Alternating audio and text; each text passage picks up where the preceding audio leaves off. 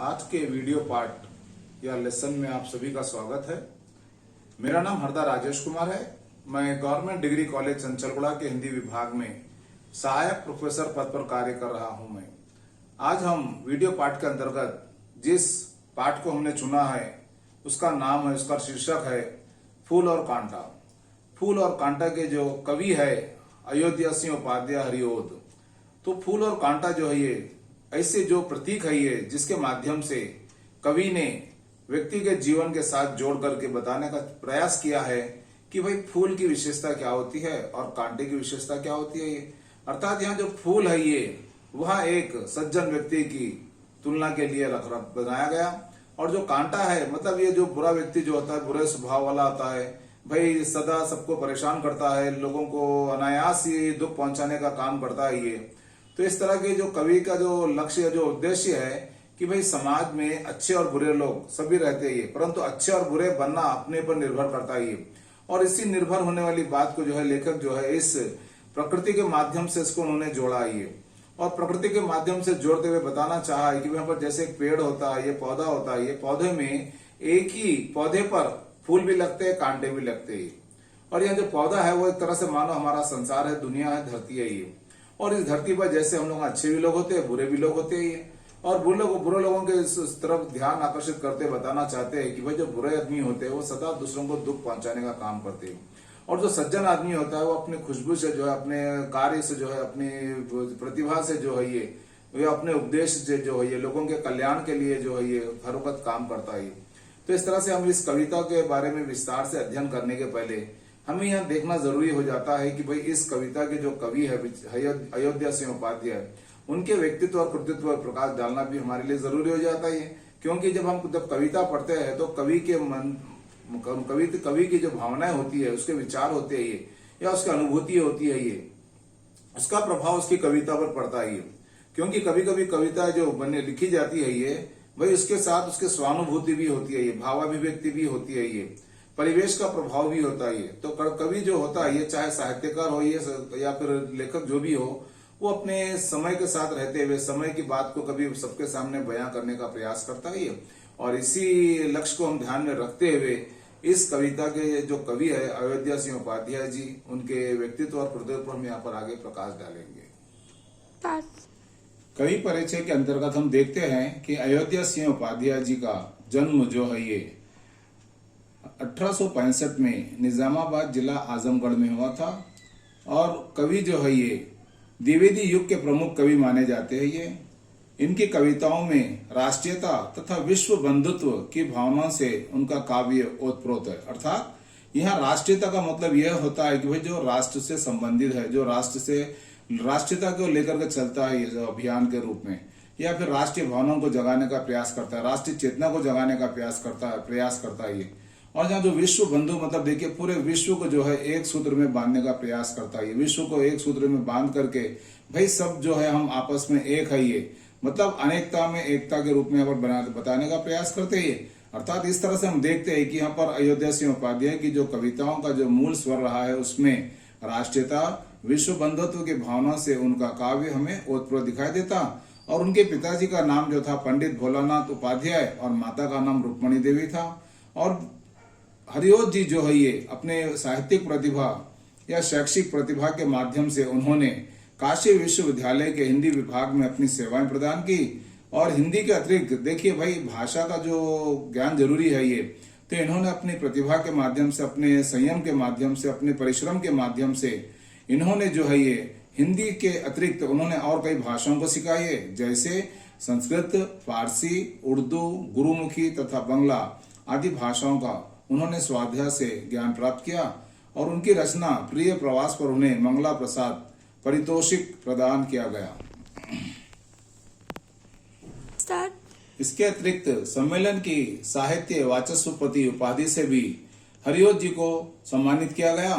इस बहुमुखी प्रतिभा संपन्न साहित्यकार ने 1947 में हिंदी जगत को अमूल्य उपहार अर्थात सेवाएं प्रदान कर संसार से विदा ली।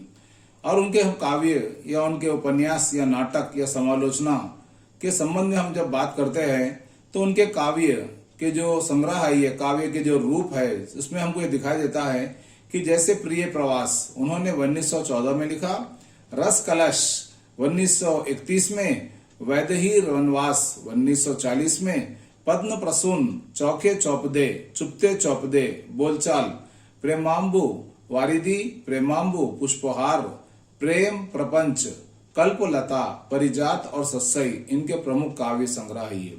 जहां पर हम इनके उपन्यास की बात करते हैं, ठेठ हिंदी का ठाठ, अध खिला फूल, ये उनके उपन्यास रहे। जैसे नाटक है, नाटक के अंतर्गत रुक्मणी परिणय, प्रभुम विजय वियोग, और जहां समालोचना है, समालोचना के अंतर्गत हिंदी भाषा और साहित्य का विकास, कबीर वचनावली की भूमिका, साहित्य संदर्भ। इस तरह से हम देखते हैं कि भाई एक ही साहित्यकार के रूप में आते हैं, परंतु इनकी जो काव्य प्रतिभा है ये बहुमुखी प्रतिभा इसलिए कहा गया कि भाई अगर एक काव्य एक कविता लिखना मुश्किल है, परंतु यहाँ पर हम देखते हैं कि हर रोज जो है ये काव्य के क्षेत्र में, उपन्यास के क्षेत्र में, नाटक के क्षेत्र में, समालोचना के क्षेत्र में उन्होंने अपनी लेखनी को चलाया।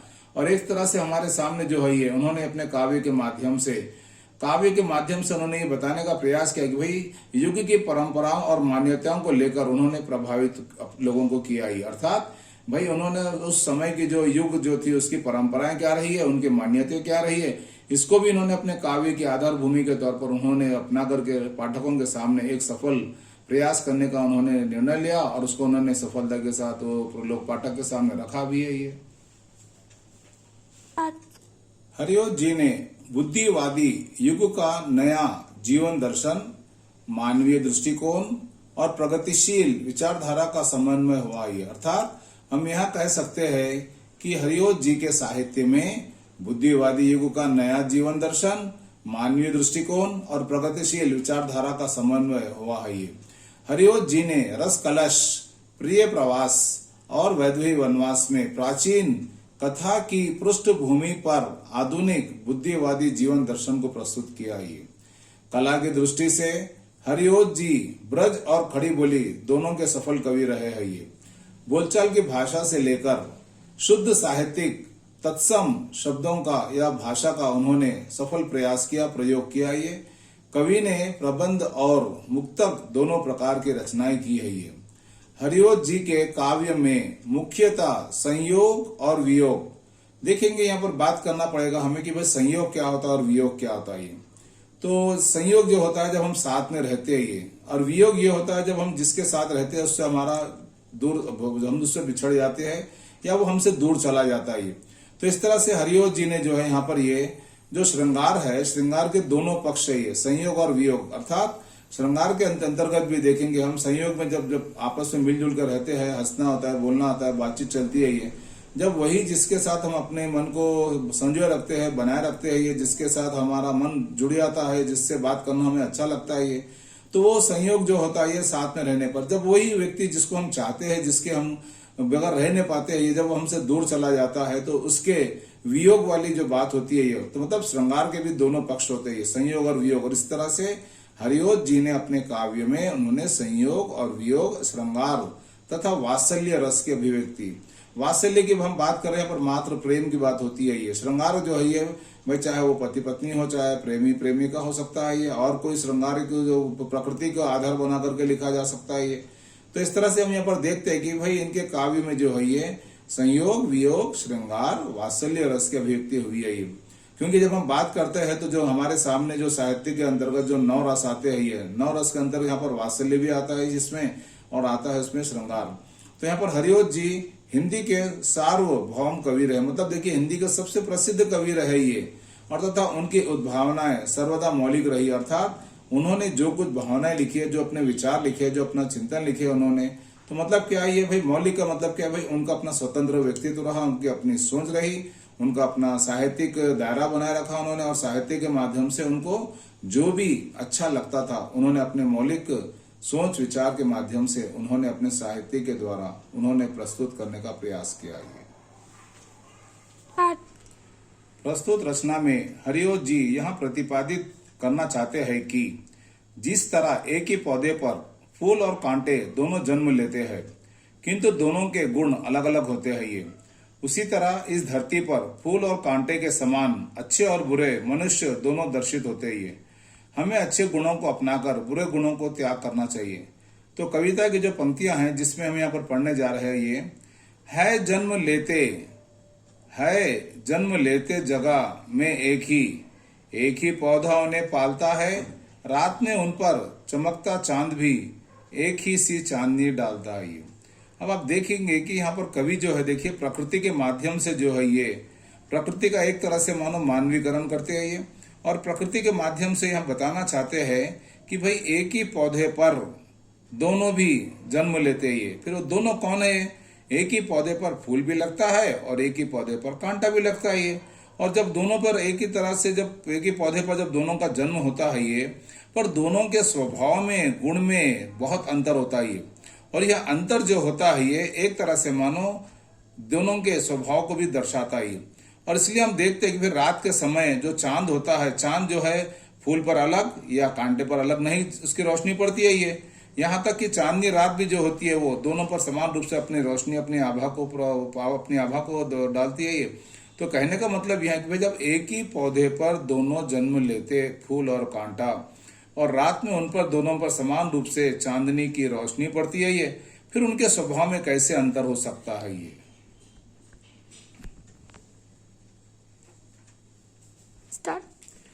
मैं उन पर है बरसता एक सी उन पर हवाएं बही, पर सदा ही यहाँ दिखाता है समय, ढंग उनके एक से होते नहीं। अर्थात इस पंक्तियों के माध्यम से कवि यहाँ कहना चाहते हैं कि फूल और कांटा दोनों एक ही जगह में जन्म लेते हैं, उनका पालन पोषण एक ही पौधा करता है, रात में चांदनी भी उन पर एक जैसी चमकती है ये, और चांदनी रात भी बिखेरती है, बादल उन पर पानी भी एक जैसा बरसाता है, और ठंडी हवाएं भी उन पर एक जैसी चलती है। परंतु इन दोनों के पालन एक जैसा होने पर भी इनका व्यवहार एक जैसा नहीं होता है ये। अर्थात मनुष्य दो प्रकार के होते हैं ये, एक धर्मी और एक अधर्मी, और जो सज्जन होता है और जो दुर्जन होता है ये। तो यहाँ पर बताना चाहते हैं कि व्यक्ति प्रेम की भावना से ओतप्रोत रहकर सभी प्राणियों का हित कर सकता है ये, और जो अधर्मी होता है ये, जो नीच आदमी होता है ये, जो स्वार्थी होता है, कपटी होता है ये, वह व्यक्ति केवल अपने स्वार्थ के लिए दूसरों का अहित करता रहता है ये। अर्थात जो अधर्मी व्यक्ति जो दूसरों को कष्ट पहुंचाने में आनंद आता है, और वही दूसरा जो फूल के समान होता है ये, जो सज्जन व्यक्ति होता है ये, सतत दूसरों में सुख देखने का प्रयास करता है ये, और दूसरों के सुख के लिए वो त्याग की भावना भी रखता है ये। इस तरह से यहाँ पर कवि कहना चाहते हैं कि हमें फूल और कांटे एक ही पौधे पर होने पर भी हमें फूल के जैसा स्वभाव को प्राप्त करना चाहिए, और फूल के जैसा स्वभाव को हमें बनाए रखने का प्रयत्न करना चाहिए। आगे की जो पंक्तियां हैं जिसमें आगे बताया गया है कि छेद कर कांटा किसी की उंगलियों को फाड़ देता है, किसी का वर वसन प्यार में डूबी तितलियों का पर कतर देता है। भंवर का है भेद देता श्याम तन। अर्थात यहाँ पर हम देखते हैं कि जैसे जो बेचारी नन्ही नन्ही जो रंग बिरंगी तितलियां आती हैं, जब उड़ते उड़ते वो पौधे पर बैठती है, पौधे पर जिस पर फूल और कांटे होते हैं, और वो जो तितलियां होती है वो फूलों का रसापान करने जाती है, ये पराग पीने जाती है, परंतु उनको ये नहीं मालूम है कि फूलों के साथ में उसी पौधे पर दुष्ट कांटा भी बैठा हुआ है, छुपा हुआ है। और जैसे वो फूलों के रसापान करके जब वहां उड़ना चाहती है, परंतु जो पास में जो दुष्ट कांटा जो होता है ये उनके नन्हे नन्हे प्यारे से, नाजुक से, कोमल से परों को काट देता है। यहाँ तक कि जो भंवरा उठ करके जो पौधों का जो रसापान करने के लिए आता है, वहां भंवर को भी जो है उसको नुकसान पहुंचाता है, कष्ट देता है। अर्थात इस पंक्तियों के माध्यम से कवि विस्तार रूप में यह कहना चाहते हैं कि कांटा किसी की भी उंगलियों में चुपकर उसे छेद कर देता है, और किसी के भी अच्छे वस्त्रों को फाड़ देता है। प्यार से फूल का रस चूसती हुई तितलियों के पंख काट देता है ये, काले भंवरे के शरीर को भी भेद डालता है ये। अर्थात कांटा चोट पहुंचा देता है ये। अर्थात बुरा मनुष्य हमेशा किसी की बुराई में ही सोचा रहता है, वहां किसी का भी भला नहीं कर सकता है, वहां इसी काम में लगा रहता है कि जीवन भर कांटे की तरह अधर्म के रास्ते पर चले। और धार्मिक व्यक्ति जो सज्जन व्यक्ति होता है वो सदा दूसरों के कष्ट को दूर करने का प्रयास करता है, वहां कभी किसी को नुकसान नहीं पहुंचा सकता है। उसका स्वभाव फूल जैसा होता है, वहां दूसरों की प्रसन्नता के लिए अपना सब कुछ निछावर कर देता है। और आगे की जो पंक्तियां हैं, जैसे हम देखते हैं, ये फूल लेकर तितलियों को गोद में, भंवर को अपना रस पिलाता, निज सुगंधों और निराले ढंग से है सदा देता, कली का जी खिला। अर्थात जो फूल होते हैं, ये जो तितलियां आती है, वो तितलियों को जो है अपने गोद में, मतलब उनको अपने प्यार के साथ में, वो जिस ममता के, जिस आस के साथ, विश्वास के साथ फूलों पर आती है, तो एक तरह से मानो फूल जो है उनको अपने गोद में, मतलब उनको अपने सहारा देता है, उनको रसापान करने का मौका देता है ये। और जैसे भंवर जो आता है उसको अपना रस भी पिलाता है ये। और जैसे उसको अपनी जो सुगंध होती है, जो फूल का जो स्वभाव होता है, वो सुगंध फैलाता है, लोगों को आकर्षित करता है, अपने मधुर स्वभाव से जो है लोगों को अपनी तरफ आकर्षित करता है ये। और इस तरह से जो फूल जो होता है उसका स्वभाव बताया गया है कि भाई जैसे कांटा जो है लोगों को नुकसान पहुंचाता है, कष्ट देता है, दुख देता है, दर्द देता है, पीड़ा देता है, कष्ट देता है, परेशानी में डाल देता है ये, परंतु उस फूल का जो स्वभाव है ये, और फूल के स्वभाव वाले जो लोग होते हैं, वो व्यक्ति भी समाज में जिस तरह से फूल तितलियों को अपने गोद में लेता है, भंवरों को रस पिलाता है, तो सज्जन व्यक्ति भी जो है ये अपने कर्म के माध्यम से जो है समाज के लोगों को जो है सदा अच्छे रास्ते पर ले आना चाहता है, खुद भी चलता है और चलाने का प्रयास करता है ये। तो अर्थात कवि यहाँ पर कहना चाहते हैं कि फूल की परिभाषा या उसके महत्व को रेखांकित करते हुए कहते हैं कि फूल तितलियों को अपनी गोद में बिठाकर मधुर रसपान करवाता है, काले भंवर को भी अपना अद्भुत मीठा सा रस पिलाता है। अर्थात वहां किसी भी भेदभाव का नहीं करता है ये, अपनी महकती हुई खुशबू से यहाँ संदेश देना चाहता है कि केवल अच्छे खानदान में जन्म लेने से बड़ा नहीं हो जाता इंसान, बड़े होने के लिए बड़प्पन का होना भी बहुत जरूरी है। केवल ऐसा बड़ा होना किस काम का जो किसकी छत्र छाया में किसी का फायदा ना हो, किसी का भला ना हो। अर्थात कवि ने यह बताना चाहा कि मनुष्य जाति के वो जो है ये फूल के समान अपने स्वभाव को, अपने चाल चलन को, अपने चरित्र को बनाने का प्रयास करना चाहिए। और यहाँ पर हम देखते हैं कि भाई आगे की जो पंक्तियां हैं, उन पंक्तियों में हम आगे देखेंगे। अभी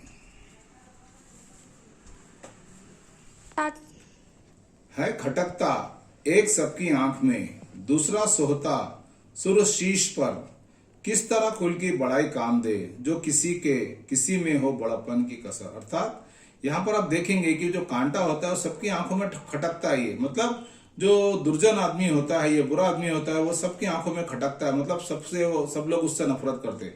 परंतु दूसरा जो फूल जो होता है, ये जो सज्जन व्यक्ति होता है ये, वह व्यक्ति, जैसे फूल हम देखते हैं कि भाई भगवान के पूजा में, शुभ काम में भगवान के पैरों के पास या शीश पर उससे श्रृंगार किया जाता है।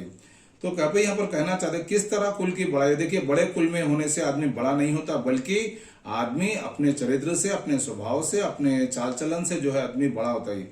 और इसलिए बताते हैं कि यहाँ पर एक बड़प्पन की जो कसर होती है, केवल हम मुंह से बोल करके बड़प्पन नहीं बता सकते, परंतु इस तरह से कवि बताना चाहते हैं कि कांटा सबकी आंखों में खटकता ही रहता है और फूल देवताओं के माथे पर चढ़ाया जाता है। अर्थात बुरे मनुष्य की बुराई सबको निराश कर देती है, लेकिन अच्छे मनुष्य की मिठास दूसरों के दिल में अपनी जगह बना लेती है। और दिल में जगह बनाने का मतलब यह होता है कि भाई हम ऐसी बात करें, ऐसे मधुर शब्दों का प्रयोग करें, ऐसे अच्छे स्वभाव को अपनाएं कि जिससे कि भाई दूसरे लोगों भी हमारी बात की तरफ ध्यान दे और हमारी बात से आकर्षित और प्रेरित हो जाए। अच्छा मनुष्य सोचता है कि मैं कौन सा ऐसा काम करूं जिससे कुल का नाम ऊंचा हो। अब देखेंगे कि जो कुल की बात आ रही, देखिए, तो कभी कभी होता है कि भाई कुछ परिवार में या कुल में जो है कुल का दीपक, जो लड़का या जो लड़की जो भी होते हैं ये, अगर वो कोई अगर एक ऐसा गलत काम कर देते हैं जिससे कि उस कुल का नाम जो है कलंकित हो जाता है ये, तो इस तरह से जो सज्जन आदमी होता है वो सदा यही सोचता है कि भाई मैं ऐसा कौन सा अच्छा काम करूं जिससे कि मेरे कुल का नाम, मेरे परिवार का नाम समाज में रोशन हो और उसमें बड़प्पन की भावना लोगों की नजर में आ जाए। इस तरह से हम देखते हैं कि भाई अपने बड़प्पन को लाकर उसी काम को पूरा कर लूंगा। और इस तरह से हम देखते हैं कि यहाँ पर लेखक कवि कहना चाहते हैं कि यहाँ पर हम बताना चाहते हैं कि भाई यहाँ पर फूल और कांटे में क्या अंतर होता है, बताना चाह रही है कवि। आगे यहाँ कहना चाहते हैं कि यहाँ पर संदेश रूप में कांटा दूसरों के कपड़ों को, शरीर को चुप कर, चीर कर फाड़ डालता है। उसकी बुराई को देखकर कोई भी उससे प्यार नहीं करता, क्योंकि वह हमेशा दूसरों को दुख तकलीफ देता है। इसके विपरीत फूल से सभी प्यार करते हैं, तितलियों के भंवर उसमें रसपान करते हैं। इस तरह से यहाँ कवि बताना चाहते हैं कि भाई अच्छे व्यक्ति की जो है सब लोग इज्जत करते हैं। और उसमें एक सबसे अच्छी बात यहाँ बताई गई कि वो लेखक जो है इस कविता के माध्यम से यहाँ संदेश भी देना चाहते हैं कि भाई जाति, धर्म, वर्ग, संप्रदाय से ऊपर उठकर आदर्श मानवीय मूल्यों को प्रोत्साहित करना चाहिए। उनकी एक बहुत प्रसिद्ध कविता जिससे फूल और कांटा, जिसमें उन्होंने बताया है कि ऐसा कोई देश नहीं है जहां फूल और कांटा ना हो, और ना ही ऐसा कोई समय है जहां ना रहने की संभावना हो। जब फूल और कांटा का अस्तित्व ना हो तो उसमें फर्क पड़ जाता है।